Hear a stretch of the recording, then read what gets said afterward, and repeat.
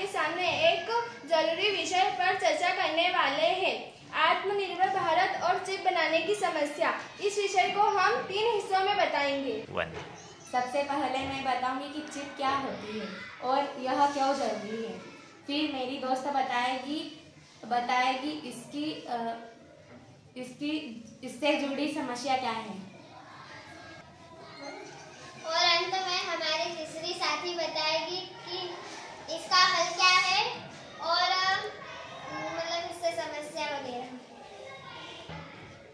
Chip क्या होती है?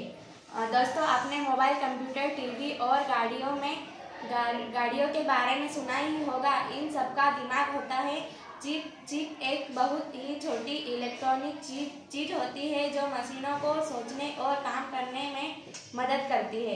ये दिखने में बहुत छोटी होती है, लेकिन इसका काम बहुत बड़ा होता है। चिप न हो तो मोबाइल चल ही नहीं पाएंगे। लेकिन बड़ी बात यह है कि भारत में ये चिप बनती नहीं, हमें ये दूसरे देशों से खरीदनी पड़ती है। अब मेरी दोस्त बताएगी कि ये क्यों एक समस्या है। जैसा कि अभी बताया गया, भारत में चिप नहीं बनती है। हमें ये चिप ताइवान, चीन और अमेरिका जैसे देशों से मंगवानी पड़ती है। सोचिए, अगर किसी दिन वो देश हमें चिप देना बंद कर दे तो मोबाइल, कंप्यूटर, गाड़ियां सब बनना बंद हो जाएंगे। भारत एक बड़ा देश है, लेकिन फिर भी हम तकनीक के मामले में आत्मनिर्भर नहीं है। इसका कारण ये है कि चिप बनाने के लिए बहुत पैसे, मशीनें और एक्सपर्ट्स की जरूरत होती है। अब मेरी तीसरी दोस्त बताएगी कि इस समस्या का हल क्या हो सकता है। हल क्या हो सकता है? अब सवाल है, इसका हल क्या है?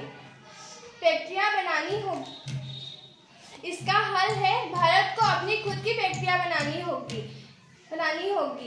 सरकार को चाहिए वो ऐसी कंपनियां की मदद करे जो भारत में चिप बनाए। हमारे स्कूलों और कॉलेजों में कोर्स शुरू हो जाए, बच्चे तकनीक सीख जाए।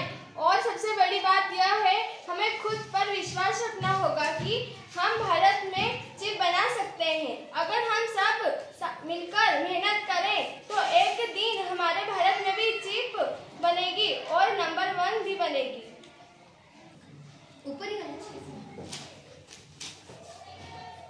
जब चिप उनकी होगी तो वो जैसा चाहे वैसा दाम लेंगे और शर्त भी लगाएंगे। जो लोग छोटे मोबाइल, इलेक्ट्रॉनिक्स का काम करते हैं, चिप ना मिलने से नुकसान होगा।